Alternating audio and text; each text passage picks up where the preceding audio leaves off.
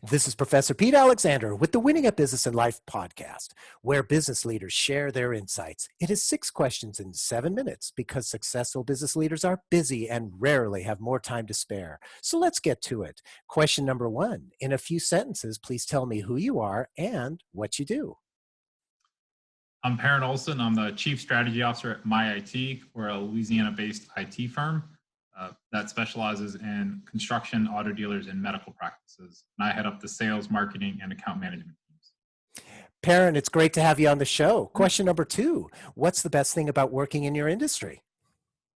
It's not a dying industry. Technology is taking over a lot of industries and changing the world, and we're kind of part of that.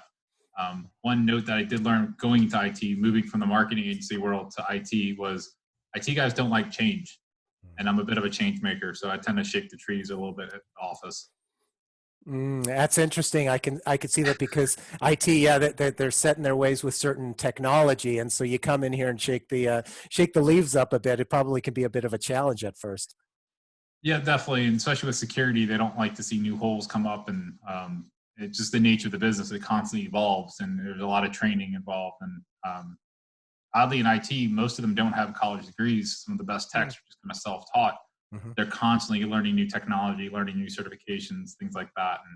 And it's definitely a career for lifelong learning, like a lot of things are, actually. Absolutely. Question number 3. I have a book with all the answers for business. What chapter would you think most companies should read? How to stand out and be different. One of my favorite books of all time is Seth Godin's Purple Cow. Essentially, it's if everyone's selling a cow, how do you stand out? How do you have people drive thousands of miles to get your purple milk?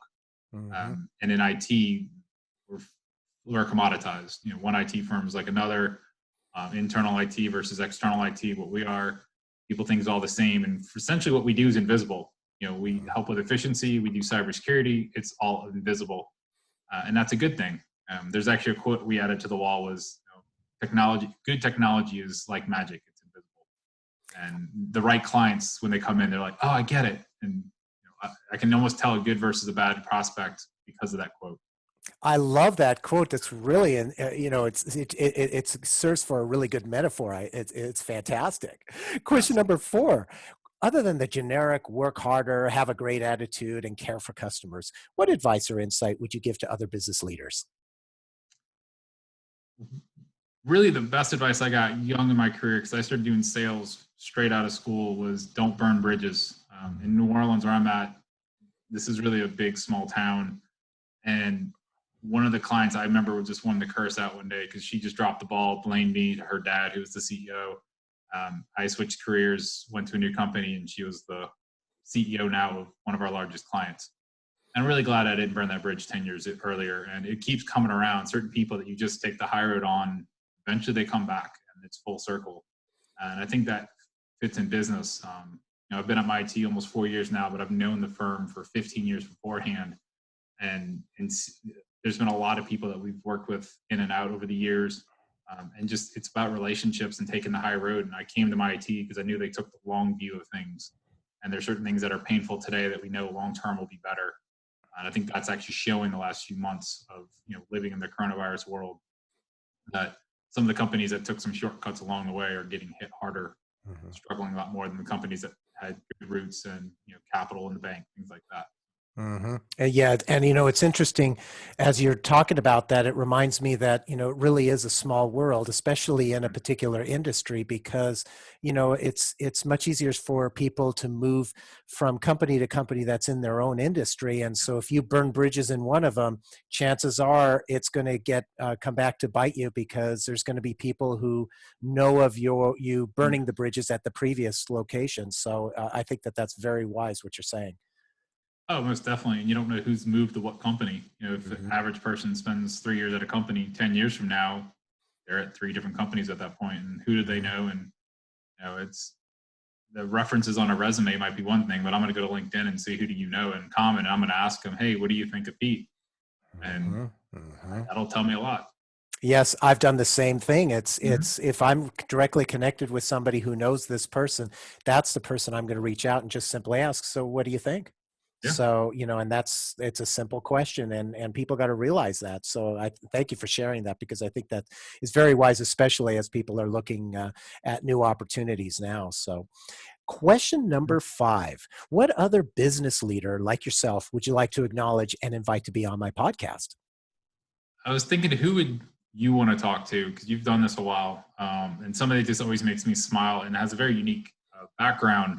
One of my former telecom sales reps has actually gone into the auctioneering business, actually the family business, and he does private events. His name is Chuck Mutes with Black Tie Auctioneer.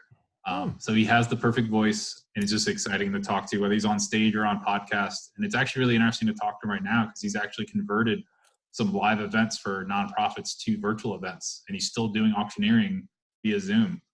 And Wow. I'm always impressed how people can transition business models, evolve them, especially in something like this. It's something like a live event for a nonprofit, because nonprofits are getting hit hard right now because they're not making income. They've missed a lot of their big events from the spring, and he's able to transition. And honestly, just as a relationship standpoint, he didn't just sit back and say, my business is dead. He said, how can we make this work? And he's got some nonprofits that have worked with him on, oh yeah, let's do it.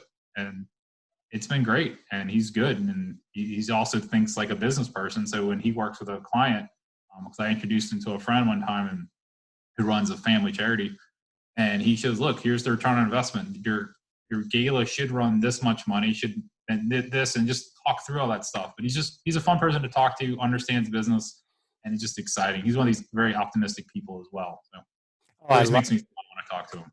he sounds like a great guy. I will reach out to him. Thank you for that referral. Happy And to. finally, question number 6. Please tell me about your first job. First job in high school, I started working at Champ Sports in the local mall. Played sports, was sports editor for a yearbook and newspaper in my high school. Was kind of obsessed with sports. Little did I know what retail sales really was back then. Actually lasted 2 years. But in the first 3 months, I was the most senior exec, or senior associate, as we were called then, and really just saw the store evolve. And had one more dabble in retail, working more in stock. Years later in college, I worked at Bath and Body Works as the stock boy, essentially. A friend's sister was the assistant manager and knew I had some experience doing that. And after those 2 jobs, I swore I'd never work for a big company again, actually. So I always want to have a CEO that I can call, someone down the hall, or somebody just I can Zoom with or Skype with, somebody I can at least have access to, because I just felt the bigger company wasn't a good fit for me. Mm-hmm. Well, kudos to you for realizing that early on Yeah. in your career, because you could have spent most of your career in a big company and then finally figure that out. So good job on that.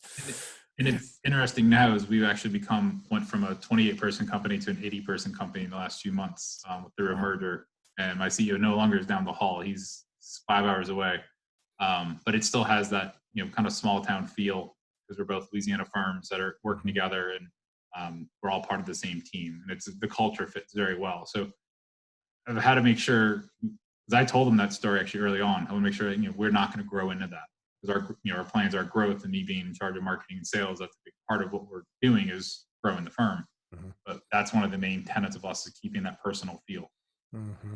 That's a great part of the culture, I'm sure, and something that you should hang on to as much as possible. So, Perryn, thank you so much for being on the show. How can people find you? Best place to find me is LinkedIn. My name's pretty unusual, and it's pretty easy to find, just Perryn. And love to connect with people on LinkedIn, and just send me a message so I know you're not a robot. Exactly. This is Professor Pete Alexander with the Winning at Business and Life podcast. For more insights and ideas, please go to LinkedIn, YouTube, Facebook, or iTunes and search for the Winning at Business and Life podcast. Thanks for listening.